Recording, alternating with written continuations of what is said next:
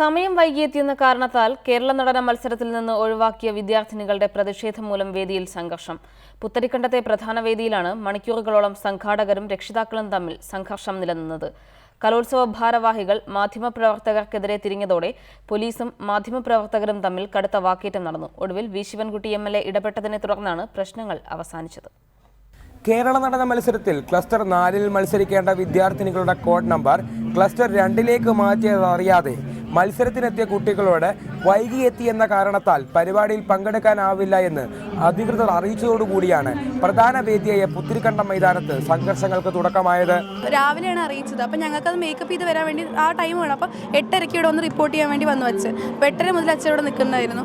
എന്നിട്ട് അപ്പോൾ പറഞ്ഞു കുട്ടി ഒന്നുകൂടെ റിപ്പോർട്ട് ചെയ്താൽ മതിയെന്ന്. അപ്പോൾ ഞങ്ങൾ മേക്കപ്പ് ചെയ്ത് വരുമ്പോൾ ഞാൻ അങ്ങോട്ട് കയറാൻ നിൽക്കുമ്പോൾ കുറേ ക്യാൻസൽ ചെയ്തു. അതിനിടയിൽ പെൺകുട്ടികളുടെ പ്രതിഷേധം ചിത്രീകരിക്കാനെത്തിയ മാധ്യമ പ്രവർത്തകർക്ക് നേരെ ഒഫീഷ്യൽ ടാഗ് ധരിച്ചെത്തിയവർ കയ്യേറ്റ ശ്രമം നടത്തിയതോടുകൂടി സ്ഥിതിഗതികൾ കൂടുതൽ വഷളായി.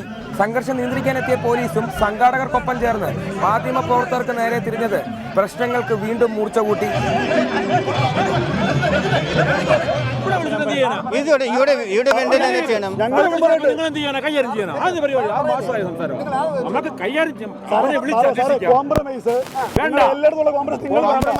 ഇതേസമയം പ്രോഗ്രാം കമ്മിറ്റി ചെയർമാൻ കൂടിയായ വി ശിവൻകുട്ടി MLA സ്ഥലത്തെത്തിയതോടുകൂടി പെൺകുട്ടികൾ പരാതിയുമായി MLAയുടെ അരികിലെത്തി.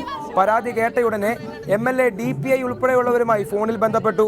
പെൺകുട്ടികളെ മത്സരിപ്പിച്ചില്ലെങ്കിൽ കലോത്സവവുമായി ബന്ധപ്പെട്ട എല്ലാ സ്ഥാനങ്ങളും താൻ രാജിവെക്കുമെന്നും അദ്ദേഹം അറിയിച്ചു. ഇവിടെ 9 മണിക്ക് തുടങ്ങിയിട്ടില്ല, 9:50 ഇവിടെ തുടങ്ങിയത്. അപ്പോൾ അവർ കുട്ടികളുടെ കുറ്റമല്ല അത്. ഒടുവിൽ മത്സരങ്ങളെല്ലാം അവസാനിച്ചതിനു ശേഷം വിദ്യാർത്ഥിനികൾക്ക് വേദിയിൽ പരിപാടി അവതരിപ്പിക്കാൻ അവസരം നൽകിയതോടുകൂടിയാണ് സംഘർഷങ്ങൾക്ക് വിരാമമായത്. കലോത്സവ വേദിയിൽ നിന്നും ഗണേഷ് രവീന്ദ്രൻ, ടീം റിപ്പോർട്ടർ.